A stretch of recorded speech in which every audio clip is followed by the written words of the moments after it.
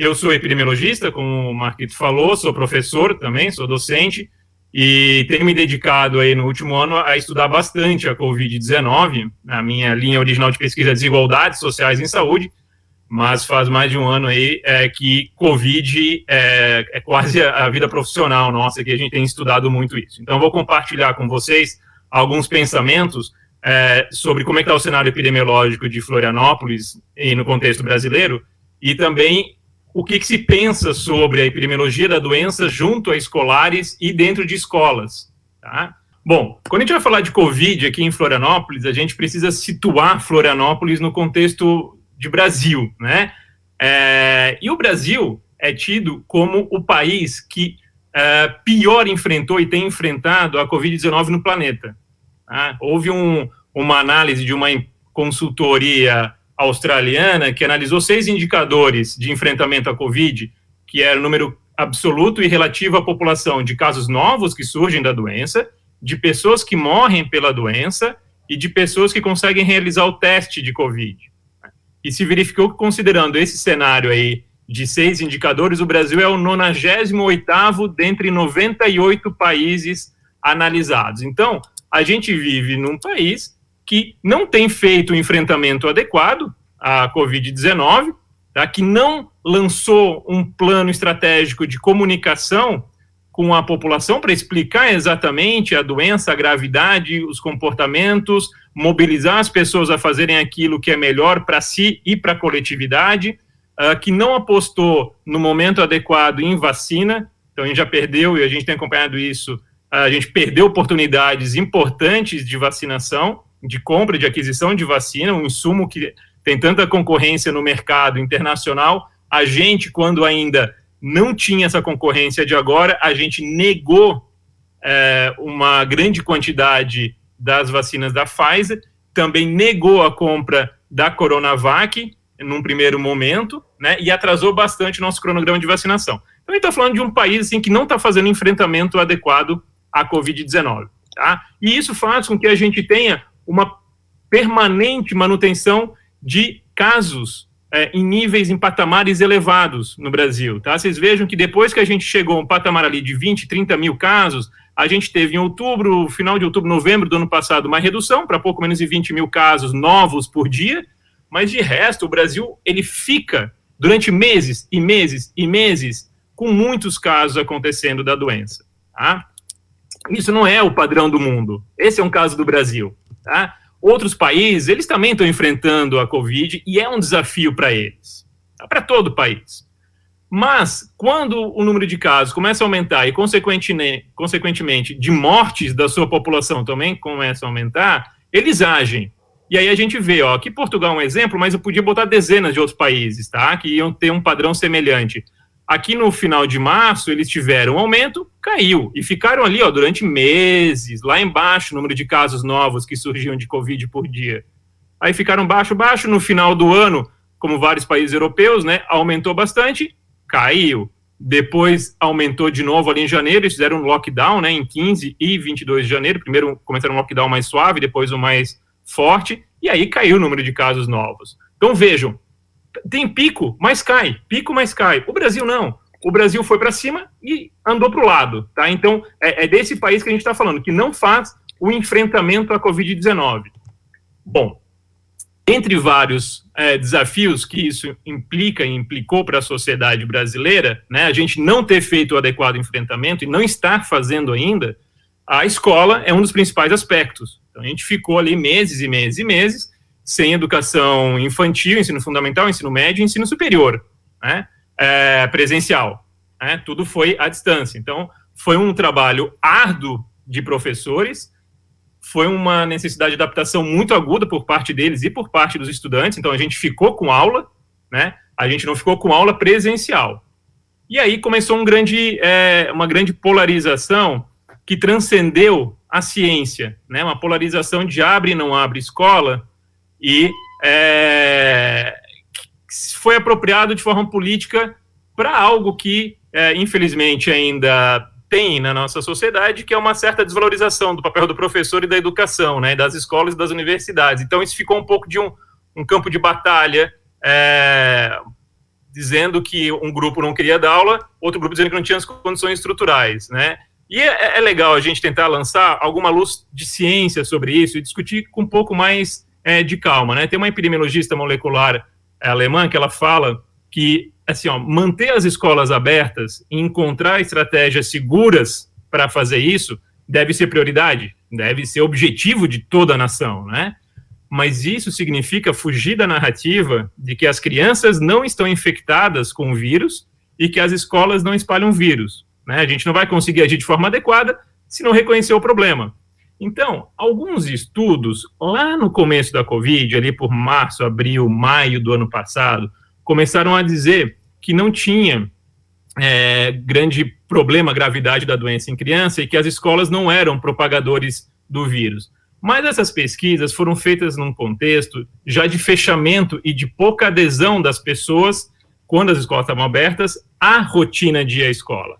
Então, com pouca gente indo à escola, ou com escolas muito fechadas, se via que elas não propagavam muito. Bom, é lógico, né? Você não tinha uma grande aglomeração normal de uma escola. E isso ficou durante o ano dizendo assim, olha, não tem problema em escola, não tem problema em criança, né? Então, houve uma má leitura da evidência científica.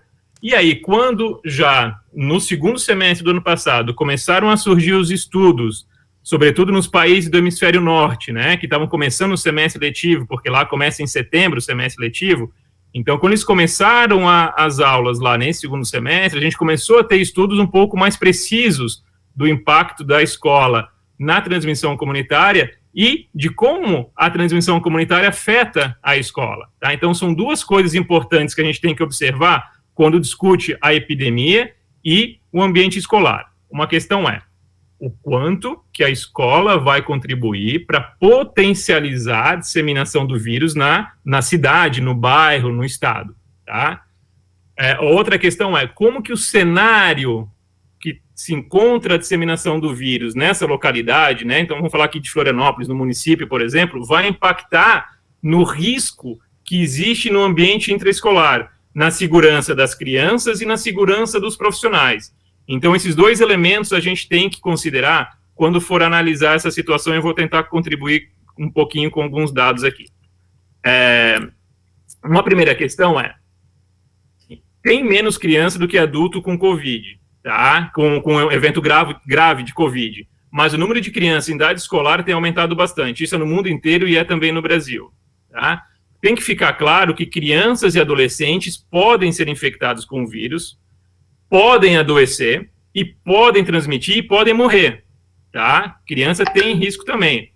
A maioria das crianças e dos adolescentes tem um sintoma mais leve, né? Alguns não apresentam sintoma. É diferente de um idoso, de fato, a gente aprendeu esse comportamento, é diferente de alguns outros vírus que eles afetam mais severamente criança. Esse afeta mais severamente outras idades, mas não quer dizer que não afete, entendeu? Uma questão é quando você compara risco, o risco no idoso é maior do que o risco numa criança de 7 anos, os estudos têm mostrado, mas não quer dizer que a criança de 7 anos não tem risco, e às vezes a gente confunde um pouco essa questão, tá? E pra você ter uma ideia, assim, embora menos crianças hospitalizadas tenham, menos hospitalizações tenham acontecido lá nos Estados Unidos, em vários outros países, por conta da Covid, quando uma criança chega até uma hospitalização, a chance dela ir para a UTI é a mesma de uma pessoa com maior idade, de um adulto, tá? É 1/3. Se a criança chega a uma necessidade de hospitalização, 1/3 vai acabar precisando de UTI, e é o mesmo indicador de um adulto. Então, quando agrava, realmente fica uma situação preocupante da criança, tá?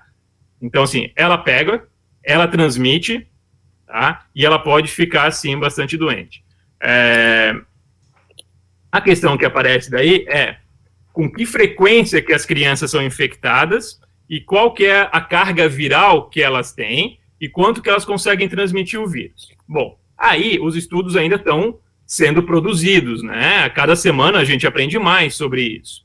Mas alguns estudos, alguns meta-estudos feitos na Islândia, na China, mostraram que as crianças parecem ter menos probabilidade de serem infectadas que os adultos. Porém, outros estudos feitos em outros lugares, como lá em Genebra, no Reino Unido, em Zurique, já mostram que as crianças tem uma frequência de infecção muito semelhante a qualquer outra faixa etária. Então, vejam aqui nesse gráfico, por exemplo, ó, né, quanto mais para a direita estão essas barras, significa o maior percentual de cada faixa etária que teve contato com o vírus. Então, vejam aqui, ó, criança adolescente, né, de 6 a 18, tem muito próximo de um adulto, né? Tem mais do que um idoso até a frequência da doença, né? De 0 a 6 é parecida com um idoso de 65 ou mais. Então, ela tem uma alta prevalência de doença, tá? Uma alta frequência da doença. E uma outra dúvida é a carga viral, o quanto de vírus que ela tem. Também, mais uma vez, os primeiros estudos que surgiram levaram a gente a pensar de uma forma e depois muitos não atualizaram seu conhecimento. Alguns estudos iniciais iam lá coletar com aquele cotonete, né, que entra no nariz para pegar aqui na nasofaringe, para ver qual é a carga viral, fazer o teste. Crianças que já estavam ali há 1 a 2 semanas hospitalizadas. Os primeiros estudos eram assim, 1 a 2 semanas depois de hospitalizar, já tem menos vírus, tá, em geral, né? E não é uma boa forma de medir. E aí você comparava com um adulto idoso que você pegava a carga viral no pico. Os estudos depois feitos de maneira mais adequada mostram que a carga viral de uma criança, vejam aqui, ó, é uma carga viral muito próxima à carga viral de um adulto, tá? Quanto mais para a direita aqui, maior é a carga viral. Então vejam que as bolinhas aqui, ó, estão em números semelhantes, né? Então elas têm uma carga viral importante também. A questão é o quanto que a criança vai transmitir, né? E a gente especula que ela possa transmitir menos, porque ela tem menos sintoma, né? Então, isso indica talvez uma transmissão menor, ela tem menor capacidade respiratória, né? Os pulmõezinhos das crianças são menores, então ela pode transmitir menos. Mas esse é um conhecimento ainda que está sendo confirmado e a gente está agregando ainda. É por isso que tem estudos populacionais que são legais, que eles dão uma dica melhor para a gente, né?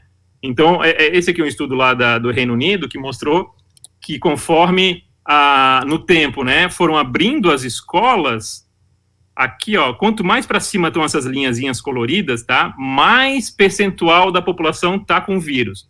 Então, quando as escolas abrem, aqui ó, nessa linha pontilhada, passa o tempo, toda a população parece ter um aumento da frequência do vírus, tá? Aí depois a gente tem um lockdown lá no Reino Unido, mas as escolas ficaram abertas nesse lockdown. Não mudou muito, tá? Aí houve um afrouxamento desse lockdown, aumentou, tá, o número de casos. Aí quando a escola fechou, baixa de todo mundo. Então parece lá no Reino Unido que houve uma relação muito clara entre a frequência da doença na população e as escolas, tá?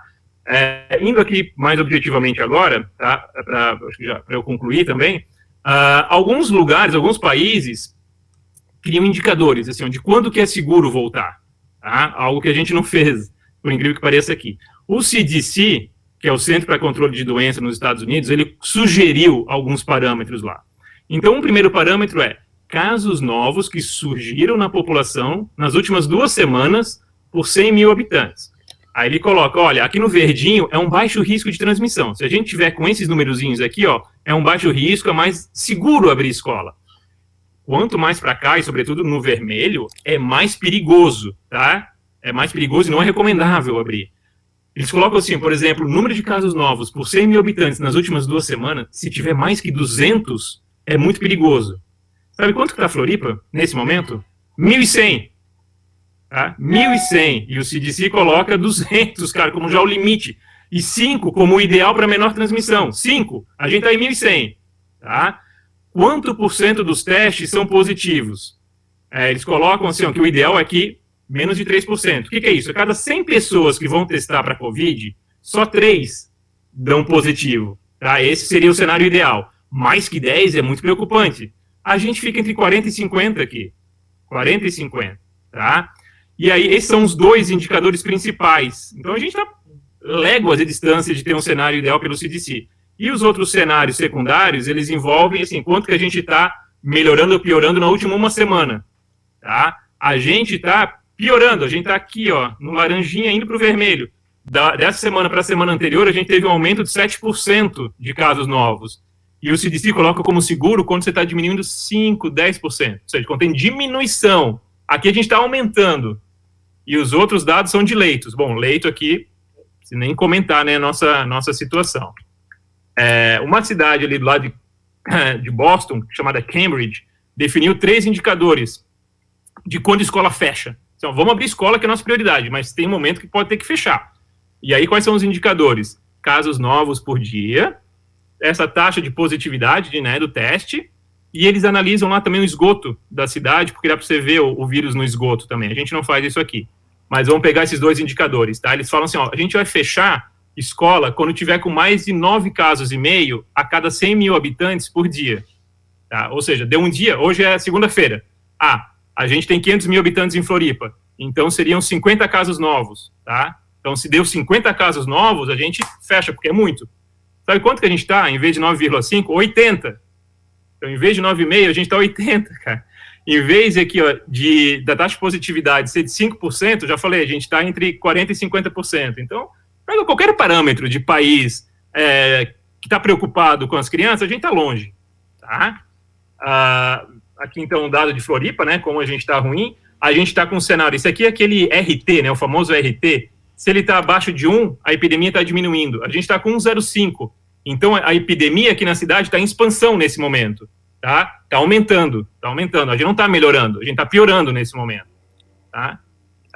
E aqui, desculpa, vou já concluindo, o que a gente precisa para as salas de aula e para as escolas? Bom, para a gente poder abrir escola, em primeiro lugar, tem que ter esse cenário controlado. Cenário descontrolado não pode abrir escola, tá? Todos os países que abriram escola, eles esperaram o cenário controlar. Eles agiram para controlar o cenário. Eles não deixaram o problema explodir e aí, vamos abrir escola porque já está um ano parado. A gente fez isso, a gente não enfrentou a epidemia, não enfrentou o vírus e falou, poxa, já está uma hora parada. Já está um ano parado sem aula presencial. Né, sem aula presencial, então vamos abrir agora de qualquer jeito. Não, isso é coisa de governo incompetente, né, e a gente já tem conhecimento do que fazer. Então, uma coisa assim, para a gente abrir de forma mais segura as escolas, tá, o que os estudos têm mostrado como importante? Salas com poucas pessoas, isso é fundamental, tá, a gente tem que ter bolhas, então, crianças com professor que não se misturam com crianças e professores de outras salas, isso é importante, tá, tem que ter uma diminuição de pessoas. Isso vai dentro de uma sala, né? Isso implica em ampliar espaço físico e ampliar a equipe que trabalha, tá? Muitas pessoas em sala de aula fazem com que o risco de transmissão aumente. Máscara é fundamental, tá? Professor tem que estar com máscara, criança tem que estar com máscara. Infelizmente, a gente não viu o poder público comprando máscara chamada N95 ou PFF2. A gente não vê. Nem em escola pública, nem em escola particular, isso é muito comum. Sabe qual que é o preço de uma PFF2 hoje? R$3. Custa R$3 uma PFF2. Ela é um tipo de máscara que ela te protege, ela filtra 95% das partículas, e além dela proteger contra você expelir o vírus se você estiver contaminado, essa é a máscara que também vai te proteger de tu inalares o vírus se tiver um ambiente contaminado. E os municípios não compraram PFF2 e não compram PFF2 e escolas particulares não compram PFF2. Eu não sei todas as escolas, mas eu acompanho algumas escolas, não compraram. Cara, R$3 essa máscara, R$3, tá? E o Estado, infelizmente, decidiu desobrigar a criança abaixo de 6 anos de usar máscara, tá? Eles basearam isso em pais que acham que vai ter algum problema maior de gás carbônico no rosto e tal, e de fala. Realmente tem um impacto de leitura de lábio, enfim, mas aí a gente tem que mensurar risco e benefício dessa situação que a gente está agora, sanitária, né? Infelizmente, essa foi a opção do Estado, na minha opinião, uma opção equivocada. O CDC, a agência regulatória da Europa, colocam como máscara acima de 2 ou 3 anos de idade. Aqui a gente tem pré-escola ali no último ano do ensino infantil, crianças com 5, 6 anos, desobrigadas de usar máscara, o que aumenta muito a chance de contaminação também. Ventilação, esse é o grande ponto, tá? A gente se preocupa muito com álcool gel na mão, álcool gel, álcool líquido nas superfícies e tal. Não, sim, isso é importante, a gente vai fazer, não vai parar, mas o grande determinante de chance de transmissão de Covid em escola é ventilação, tá? E aí a gente não viu também um esforço de fazer o quê? Ventilação forçada. Então, pegar ventilador e colocar ele ventilando para fora das janelas e puxando o ar de dentro, né? O ventilador sempre puxa por trás, né? Então, puxando o ar e jogando para fora. A gente não viu Estado e municípios comprando filtro de ar particulado de alta eficiência, que é o filtro HEPA, que é um filtro barato. Poderiam ter comprado, instalado nas salas de aula. Não é difícil, tá? Não é difícil. Poderiam ter feito isso para aumentar a qualidade do ar que é respirado. Monitoramento de CO2. Estudos já mostram que a gente deve ver as salas de aula, se elas têm capacidade para uma quantidade adequada de pessoas, monitorando o gás carbônico dessa sala. Custa R$100 e poucos, pode comprar um por escola e vai monitorando na sala, ou mais de que um para a escola, depende do tamanho dela, mas você vai na sala de aula e vê, poxa, essa sala está com 7 crianças e 2 professores. Vamos monitorar aqui como é que está a emissão de gás carbônico. Se tiver muito alto, significa que o ar não está renovando bem. Então, tem muita gente ali e não está sendo bem ventilado. Cara, é óbvio isso, entendeu? Alguns países têm feito, têm conseguido monitorar, e aí você não tem assim um corte linear. Vamos reabrir com 35% das salas. Não, vamos ver quanto que cada sala comporta. Tá? E a gente não tem feito isso. E da ventilação, eu fiz uma solicitação via Lei de Acesso à Informação, a LAI, para o governo do estado, e perguntei entre 2020 e 2021 quantos reais foram gastos em reforma de escola por conta da Covid. Sabe quantos reais o governo do estado gastou? Segundo eles me reportaram pela LAI, pela Lei de Acesso à Informação, zero. Em um ano, não tiraram um tijolo para fazer uma janela. Tá? Então, assim, depois vir lá e apontar o dedo, né? Vocês não querem voltar? Cara, você é um homicida, está fazendo isso. Você está descontrolando a epidemia, não toma ação para controlar na comunidade. Quer abrir escola sem ter dado as condições? Não é uma solução razoável, tá? Outra coisa, distanciamento físico, importante, né? 1,5 m, 2 metros, mas a gente tem que entender que a transmissão do vírus não é só por gotícula que voa da nossa boca, é o aerosol. A gente respira, a gente fala, a gente tosse, a gente ri, a gente libera o aerosol da nossa boca, e o aerosol não se limita a 1,5 m, ele contamina o ambiente inteiro, tá? Então, o distanciamento físico é importante, mas ele por si só não resolve. E medição de temperatura é a grande vedete de alguns lugares, né? Também não serve para muita coisa, tá? Monitorar a temperatura, vai ver se está com febre naquele momento e tal, mas isso não é indicador de que você não esteja transmitindo doença, porque o danado do SARS-CoV-2, da Covid, é que você pode transmitir mesmo sem sintoma, né? Então, a medir temperatura não resolve muito. Não é todo mundo que tem Covid que tem febre também, tá? Então, aqui a gente teve uma baixa testagem, a gente, enfim, terminando aqui, né? A gente não fez um lockdown adequado, ou uma restrição de circulação adequada para jogar os casos lá para baixo, porque jogando os casos lá para baixo, a gente conseguiria entrar com uma boa vigilância. Então, a vigilância epidemiológica de Florianópolis hoje tem uma equipe muito boa, muito qualificada, mas não tem como você fazer vigilância. No final de fevereiro, tinham, 1.500 casos novos surgindo por dia. Você não tem como fazer vigilância com isso.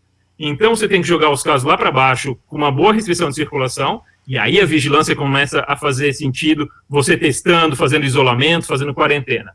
Tá? Aqui a gente não fez isso. A gente tem indicadores em Florianópolis péssimos de capacidade de vigilância. Tá? A gente tem uma capacidade de identificar os casos em 72 horas, que é o que a OMS recomenda, em 2%. A OMS diz que tem que ser mais de 80%.